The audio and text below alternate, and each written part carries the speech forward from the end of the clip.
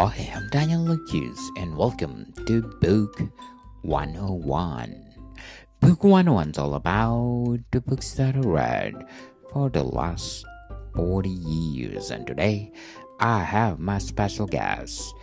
He's the author of several books, no other than Mr. Michael Clark.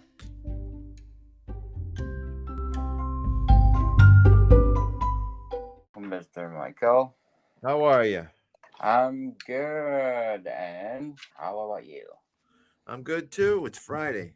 Oh, thank God it's Friday. Yes. So let's talk about your latest novel, Hell on High. Thank you very much for having me back. And Yeah, for Hell on High, which is a standalone novel, it's not a series or a trilogy or anything like that. Um, I began with the idea, or the true stories of the people that climb Mount Everest and die while they're up there, and people that climb Mount Everest are too fatigued to help other people that die on the mountain, and the bodies are left. And obviously freeze and are frozen to the mountain and become landmarks, grim landmarks. And I just always thought that that was very chilling. There was a famous one called Green Boots that you had to walk by to get to the summit, and he was there for years and years. I think he's been removed, and nobody really knows where he went. Like maybe uh, the Chinese side of the mountain cleaned him up, or somebody else pushed him off, or something, or maybe I'd like to believe that he got up and walked away because it's a haunted mountain. But there's another one called Sleeping Beauty, and it's just a very grim and eerie thing that happens on the top of Mount Everest. It's dangerous, it's hard to get there, it takes an adventure to get there, and when you do, you're playing with your life. definitely. So how did you craft that Hell on High? That was actually a friend of mine and I were going back and forth. My original title was The Ghost 5 Miles Up. And yeah, I just after using that as a working title for so long, I kind of got sick of it. We started to think of new ideas, and it was kind of hard to nail. And eventually, it ended up being like a text message back and forth between me and my friend Kevin. And I think the last one he ended up nailing Hell on High, but the second to last was me, and I said Hell is a high place. So on high means like from above. So I mean, it's hell on top of Mount Everest. It's deadly, it's dangerous. If you see clouds coming, you're probably not gonna make it. The odds are against you, if it's a storm. And that's how we came up with the title. It's catchy, it's unique. There aren't too many. I've since found a beer that's called Hell on High. But other than that, I've never heard of another Hell on High. Yes. So what is the best highlight of Hell on High? The best highlight? Well, I will say that this book has two climaxes.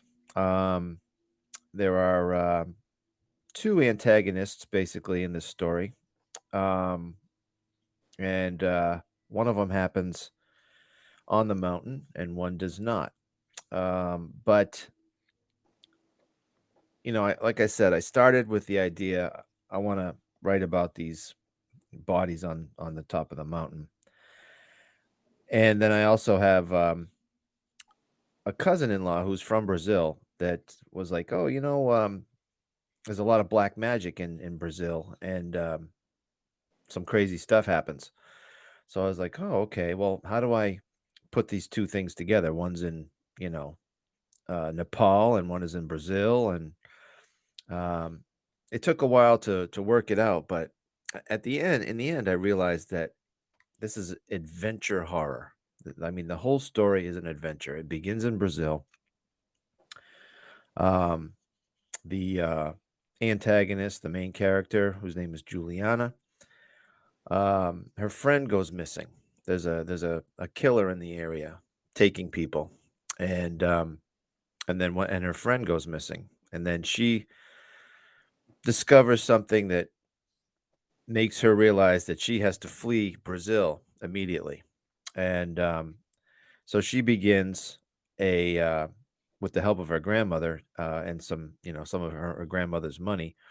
She begins a trip to the United States, and to go from Brazil to the United States without the proper papers involves crossing 11 borders, and none of them are easy.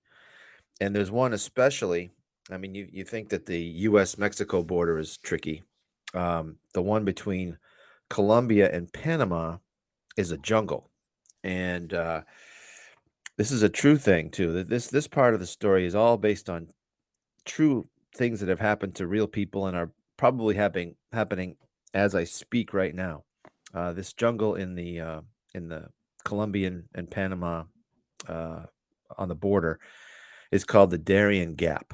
And if you want to YouTube anything having to do with the Darien Gap, it's Darian Gap. And I got a lot of my information about this place from things like YouTube, and I also read a book about you know crossing the border. And I'll tell you, it's not only the insects and the snakes, but there's a guerrilla army called the FARC or FARC, and they run drugs. And if they catch you in the wrong place, you are in trouble, and you might even be killed. So flooding waters, and there's some crocodiles. There's I think it's jaguars are there too.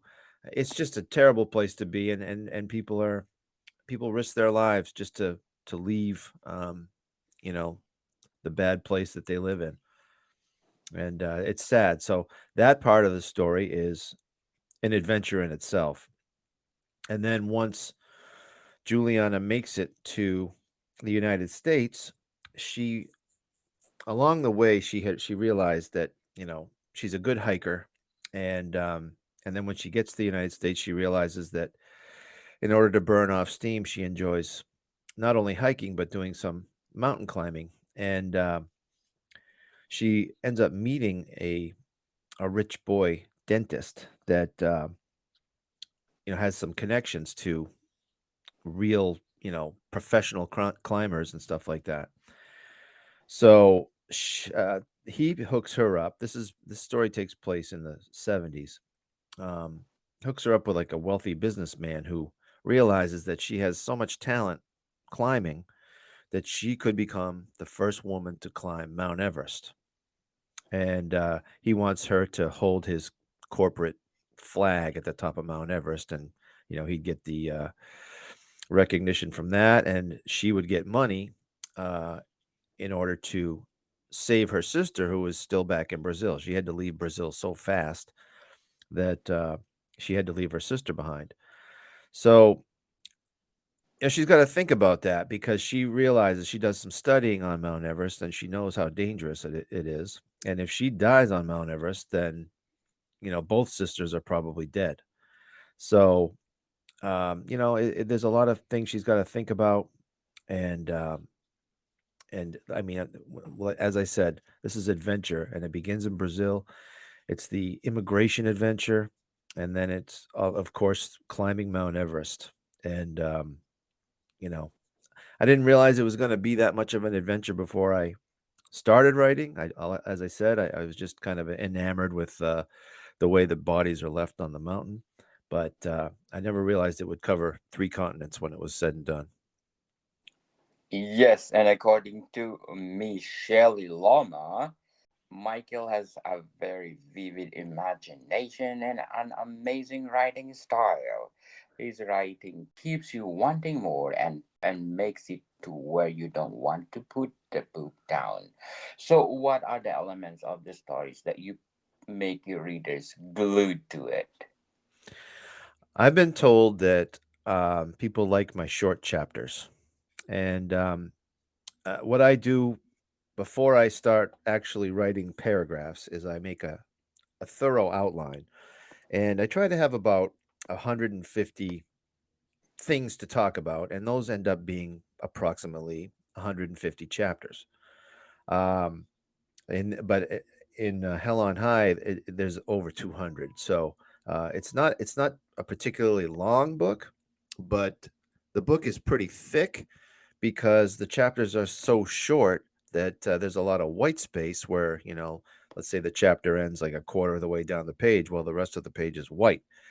Um, we probably should have saved some money on printing and put the next chapter just an inch below the last one. But yeah, it's a pretty thick book, but it's like 460 pages, but it's only, I think, 83,000 words. So it's not anything that's gonna, you know, bore you or put you to sleep. They're short, quick chapters, and I think that's and I also write in a very plain, matter of fact way. Like it's not very flowery language. It's kind of straight and to the point. And I want you to be I want you to not want to put the book down. And if you finish a short chapter, hey, it's just another short chapter to come, and maybe you'll end up going to bed too late. Definitely. Where do you categorize Hell on High? Is it the same as your first trilogy? No, I think that the trilogy, the Patience of a Dead Man trilogy, is a haunted house story basically, and it's a haunted house story based on a house that I lived in as a kid, even though it wasn't haunted, but it was in New Hampshire and it was old, and I don't even know how old it was, but it was 1800s at least, and I think it was actually 1860 is when it was built. And so, Patience of a Dead Man trilogy is a haunted house story, and as I've said, this one is most definitely adventure horror. If you like adventures, if you like playing a video game where you're the single player game kind of a thing where you've got to get from point A to point B and you've got a bunch of things to get through, this book is like that. Yes, so according to Paul Preston, World Tour of Terror. I absolutely devour this World Tour of Terror. Hell on High set an avalanche pace as you traveled from our one chapter to the next, knowing that salvation was not possible and chill you felt had nothing to do with the cold. Sounds interesting comment. Yeah, I appreciate that. Paul was one of the first uh reviewers, and it was a relief to me because coming off of a haunted house story, in a haunted house story, it's a little bit more, there's a little bit more tension. um you don't know what's around the next corner, and an adventure horror is a little bit more of a slow burn. There are times like, there aren't dead bodies on the top of the mountain if you're not on top of the mountain, kind of a thing. You have to get there in order to live that horror, kind of a thing. So, you know, there's some downtime in an adventure horror story. I try to, you know, ramp it up as much as possible with some things going on, outside of Juliana's life, and um, running parallel to her storyline. But yeah, the constant tension of anything can happen at any time is not quite as powerful as it is with a haunted house story. So it's a different type of horror. Think in the future you go outside to your comfort zone and you're gonna be writing fantasy, romance, or other kind of genre. I don't think fantasy. I mean, um, I don't get into, like let's say Lord of the Rings, right? I like it, but I don't love it. And I love the adventure of the first three movies, that kind of a thing. But I don't think that that's my home, as far as, like, that's not where my heart is. But I think I'm going to continue to write horror. But it might be other subgenres. Yeah, like if I wrote another haunted house, um, it might be too similar to what I've already written. If I write another adventure horror story, it might be, too similar to Hell on High. I'm not sure. I mean, I kind of just I look for ideas. I look for that knot in my gut, that creepy feeling, the hair standing up on the back of my arm, kind of a thing, um, for my inspiration. Yeah, I need to think about, wow, that's creepy, kind of a thing. For instance, um, I recently heard that they found a sunken ship uh, off of Antarctica, and it sank in the, I forget the name of it, but I bought a book about it. I just haven't gotten to it. It's almost perfectly preserved because the uh, the waters are so cold down there that the sea life is much different, and the bacteria and things that break down a sunken ship are not as present as they are in other parts of the world.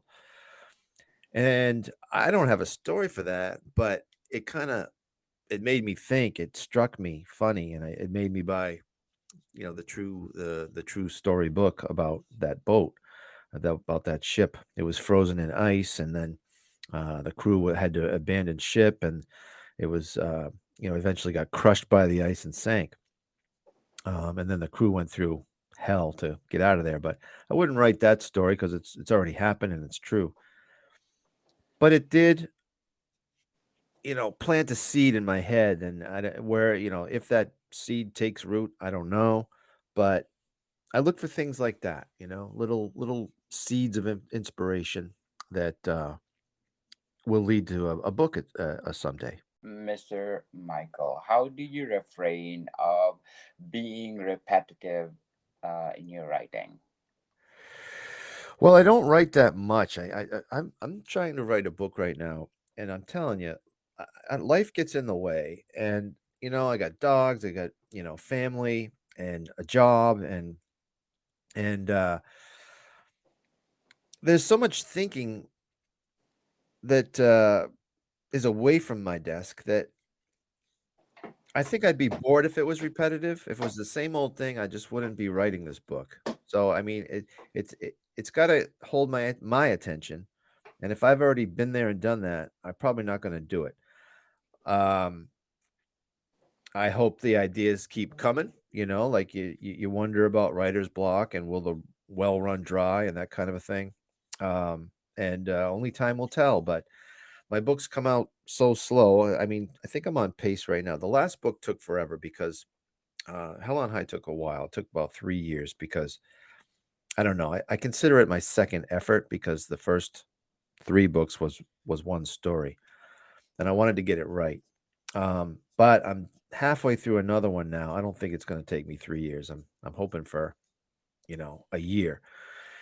If that holds true, I'm on pace for putting out about a book a year, and I'd be very happy with that if I could maintain that. But if it doesn't happen, it doesn't.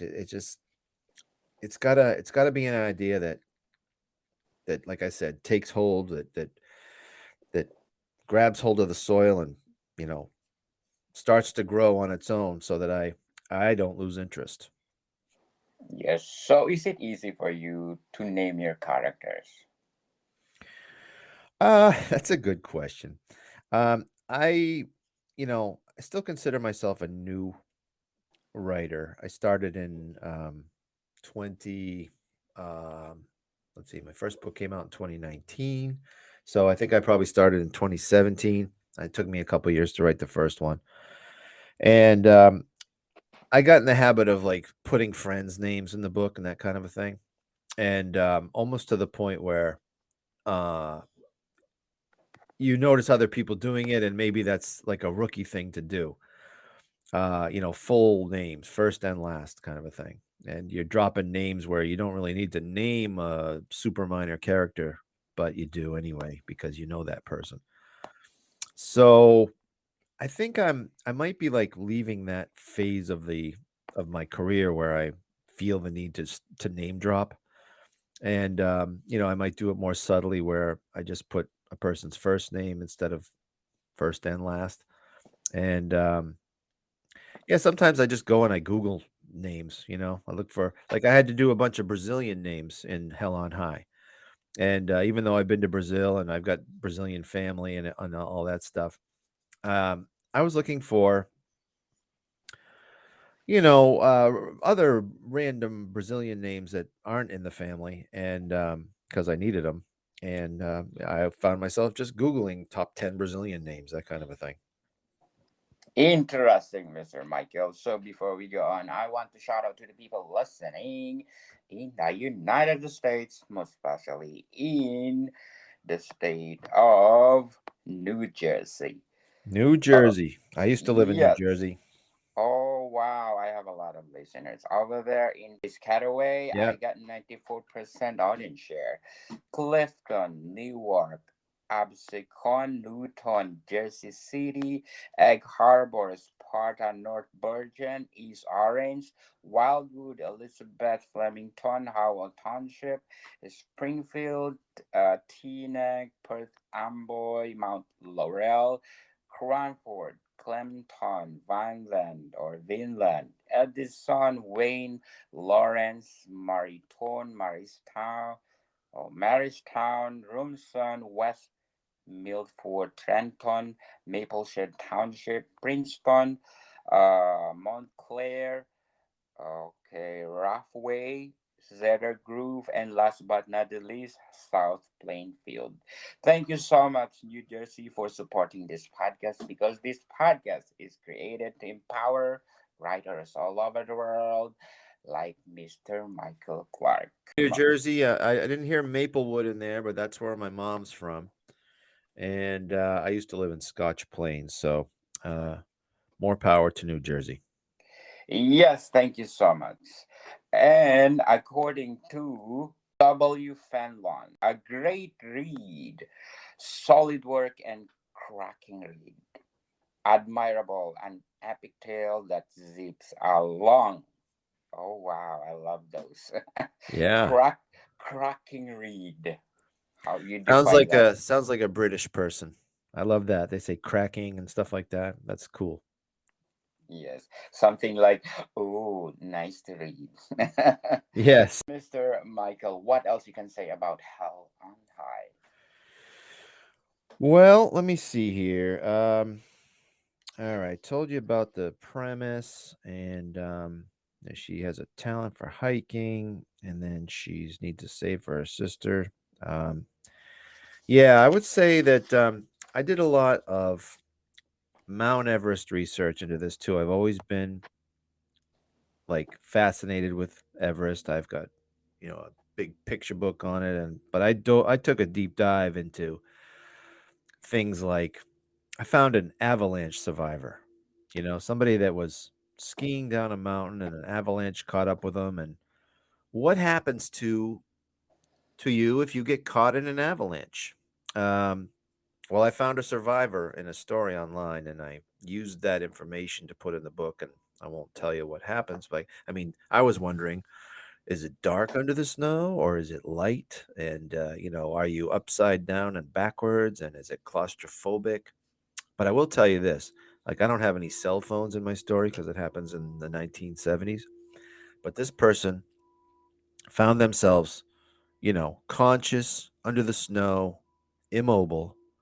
And then their cell phone started going off in their breast pocket of their coat, and they couldn't, move to get it. So if that doesn't spur claustrophobia, I don't know what does. Yes, definitely. If you go to Amazon and then you click on high, there's 13 words that appears. Can we do this a game? I will tell you what is the word is and let me know what you are thinking. Okay, a writing style. That comes up, writing style. Yes. Okay, I would say that they're talking about my short chapters, and it's easy to read. I think it's not. I don't like go into the poetic prose very much. I just kind of keep it matter of fact, and I don't waste words, and I don't mean waste. I just mean that's just not my style. To, um, I don't know. Some writers have really clever descriptions of things, and I enjoy that too. But mine is more matter of fact and to the point. Adventure horror. There you go. Well, we've talked about that. I mean, we start in South America, we go to North America, and we end up in Asia. So, uh, enough said. Chapters.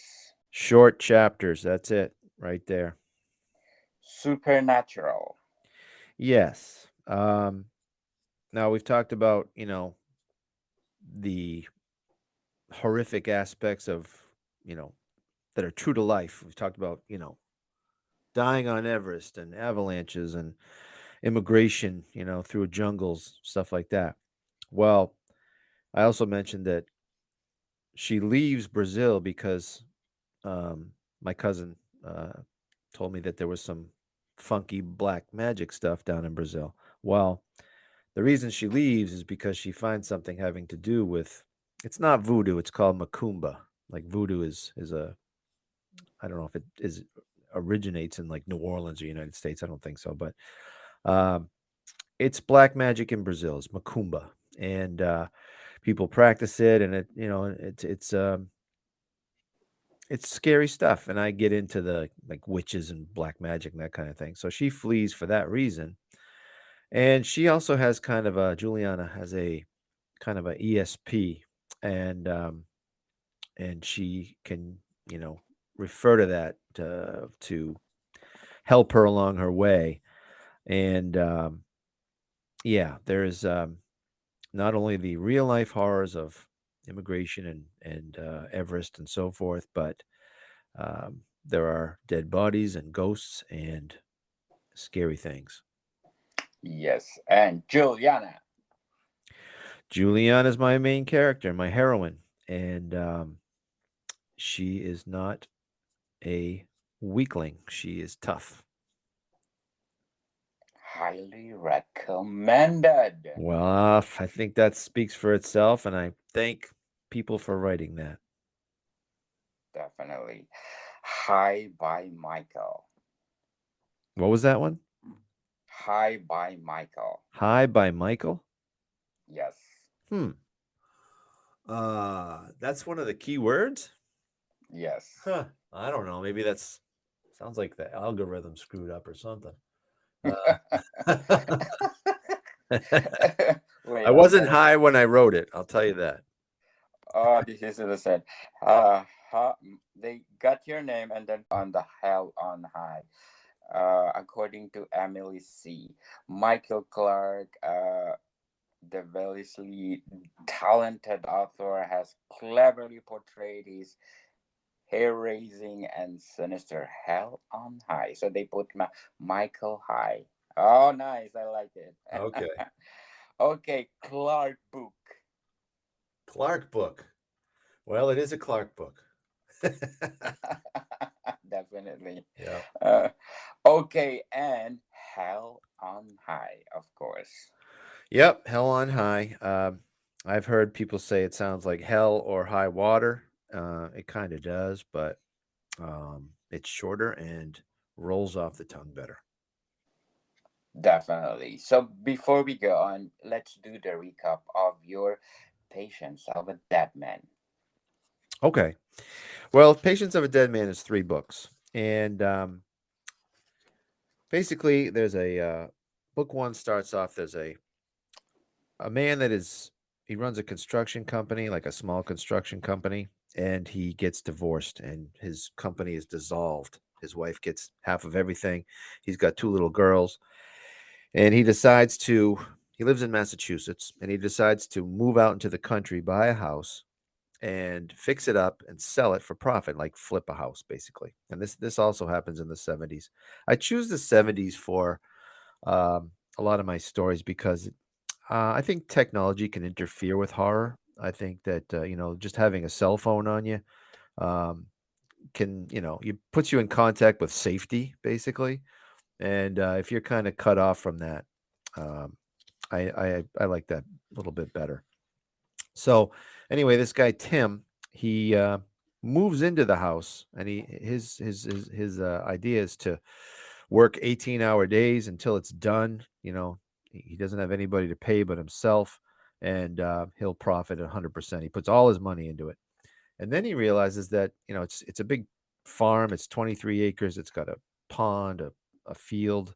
It's got some forest, and he uh, he realizes that there's like a woman out in the field, like, trespassing on his property.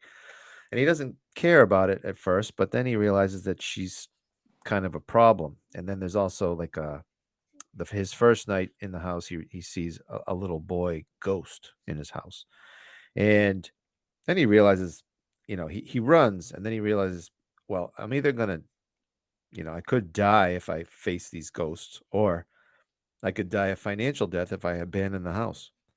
So he goes back and tries to figure things out.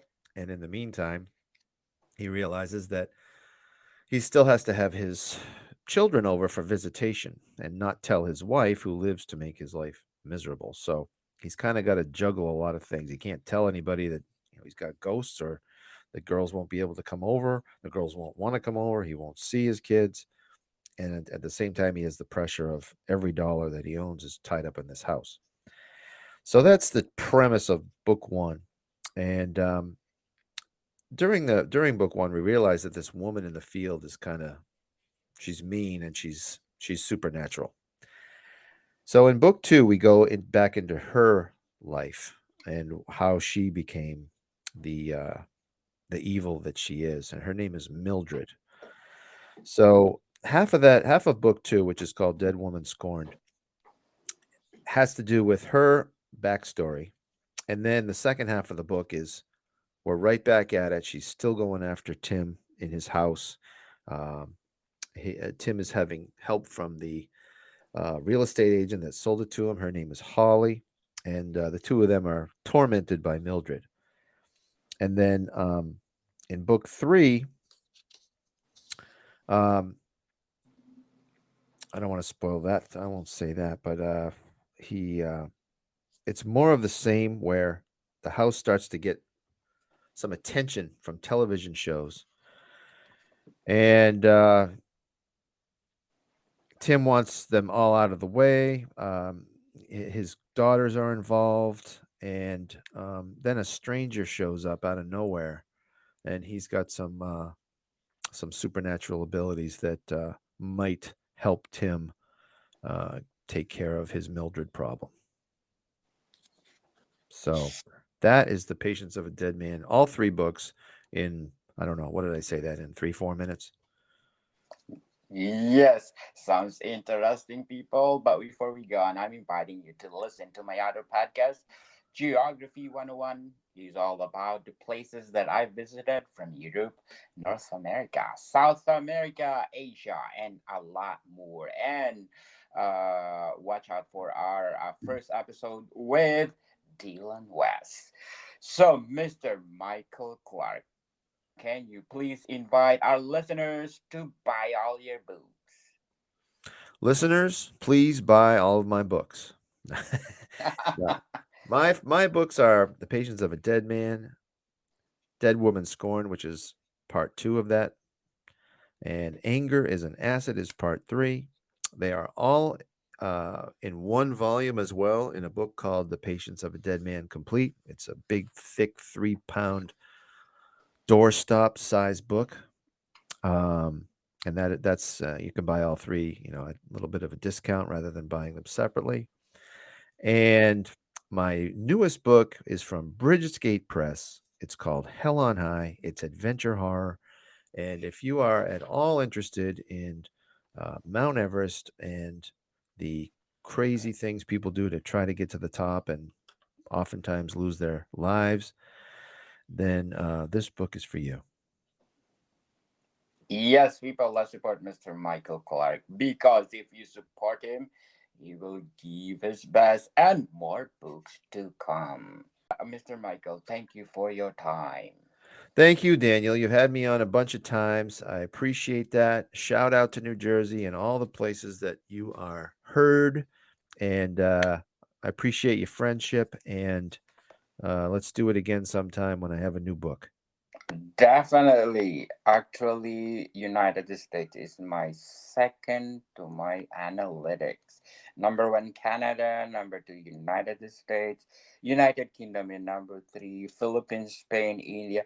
Actually, I have 133 countries listening to me, Mr. Clark. So you're welcome to come back. I appreciate that. Welcome, people. See you soon.